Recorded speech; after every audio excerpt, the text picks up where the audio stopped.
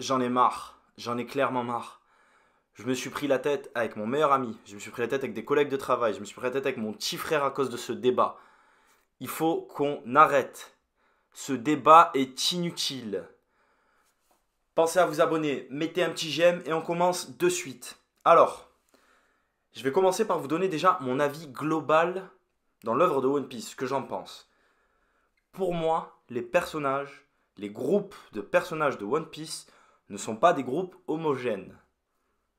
Attendez, ne me tombez pas dessus de suite. Alors, les amiraux n'ont pas le même niveau, les Yonko n'ont pas le même niveau, et les Shichibukai n'ont pas le même niveau. Je m'explique. Le Gorosei dit clairement que le Gorosei dit clairement que Aokiji, avant l'ellipse, est l'amiral le plus puissant. C'est clairement dit au chapitre 233. Donc, lorsqu'Akainu et Kizaru s'affrontent pendant 10 jours, Akainu finit par gagner. D'accord. Donc, si Akainu a battu Aokiji, il est l'amiral le plus puissant. Donc de base, s'il y a une hiérarchie, c'est qu'ils ne sont pas équivalents. Donc on ne peut pas comparer amiraux avec un tel, vu que les amiraux n'ont pas le même niveau. C'est la même chose pour les empereurs. Barbe Blanche est désigné comme l'homme le plus puissant du monde. Donc s'il est l'homme le plus puissant du monde, Kaido, on dit que c'est une bête, d'accord. Shanks et Big Mom sont des êtres humains. Donc ils sont moins forts avant la mort de Barbe Blanche. Ils sont moins forts que Barbe Blanche, on est d'accord là-dessus. Ok.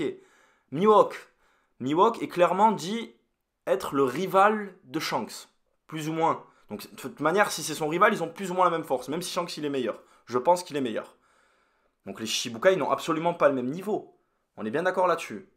Donc pour moi, il est inutile de comparer des groupes de personnages non homogènes.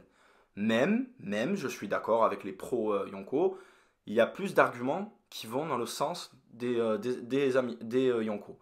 Mais les empereurs, c'est pas un groupe de personnages à sous-estimer. Et surtout, je m'arrête de suite, c'est Akainu.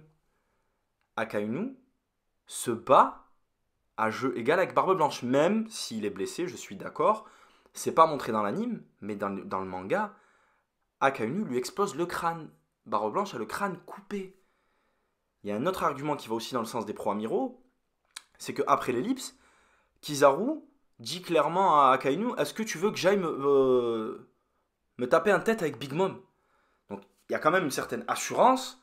Le mec, il sait que c'est une empereur. Il a quand même l'air de savoir ce qu'il fait et de penser qu'il peut la battre.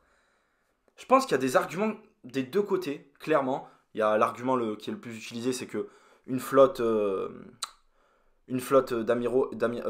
Yonko est égale à la marine entière. Ça se tient, ça se défend, il n'y a pas de problème là-dessus. Mais je fais cette vidéo pour une autre raison.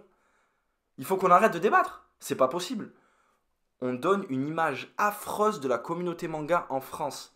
Et c'est à nous, les plus jeunes, enfin, plus jeunes que moi et moi, parce que je suis plus très jeune, de montrer une bonne image. Pourquoi?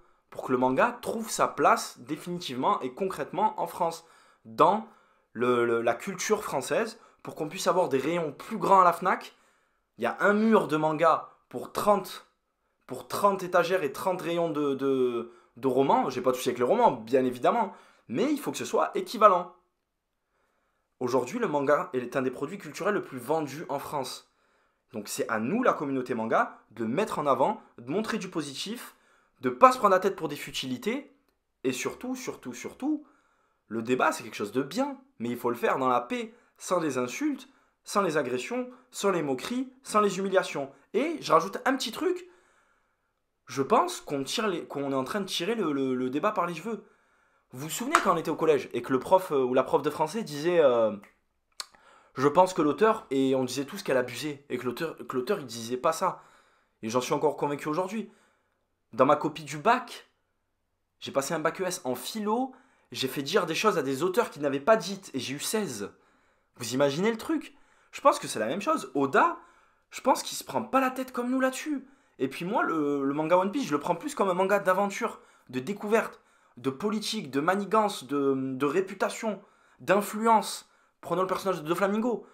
Doflamingo, c'est un personnage puissant, mais pas par sa puissance de combat. C'est un personnage puissant par son influence, par son réseau. Le mec, il est là, il bibi, il tchatche, il bicrave avec Big Mom, avec Kaido. Il est dans tous les bas, il est fourré partout. Wow, c'est incroyable. Mais pour moi, je reste convaincu que One Piece, lorsque je lis mes romans One Piece, mes mangas One Piece, je ne lis pas un manga de combat. On est en train de transformer One Piece en Dragon Ball Z. Pas de souci avec Dragon Ball Z, il est hors classement dans mon top, c'est le chef-d'œuvre absolu, mais c'est clairement un manga où il y a des échelles de puissance, des échelles de niveau entre les combattants, et encore, avec des BS, ça s'est complètement perdu, ça n'a plus aucun sens. Le Super Saiyajin God ou le Super Saiyajin Ultra Instinct, c'est 1000 fois la force du Super Saiyan 3. Alors que quand Goku se bat avec Beerus en God, il est à 60%. C'est que Beerus il se bat à 60%. Donc en Ultra Instinct, il éclate Beerus. Donc Jiren, c'est quoi son niveau, etc. On s'est complètement perdu là-dessus. Parce que les auteurs et les mangaka se prennent moins la tête que nous avec leur propre œuvre. Il faut qu'on lève un petit peu le pied et qu'on se dise... Ouais, à voir, il faut attendre que Oda mette des précisions là-dessus, ou on peut prendre parti, bien sûr, avoir son avis, hein, mais il faut pas l'affirmer avec certitude en étant convaincu de, tant que c'est pas clairement dit. Donc, moi je me prononce pas parce qu'au final, c'est pas parce que j'ai peur de me prononcer, c'est que j'ai pas forcément d'avis. Des fois, je lis le manga, je me dis, ah ouais, Akainu il est chaud. Et des fois, je dis, ah non, clairement, les Yonko ils éclatent les trucs. Sauf que Big Mom, elle s'est fait éclater par Trafalgar et Law. Trafalgar et Kid. Trafalgar et Kid, c'est pas non plus. Vous voyez ce que je veux dire? En fait, c'est variant. Les échelles de puissance, elles évoluent tellement rapidement que ça n'a aucun intérêt de comparer tous ces magnifiques personnages. Profitons de l'œuvre. Profitons d'Oda encore tant que le manga n'est pas terminé. Et surtout, profitons de la communauté manga pour échanger, débattre dans la joie et dans la bonne humeur.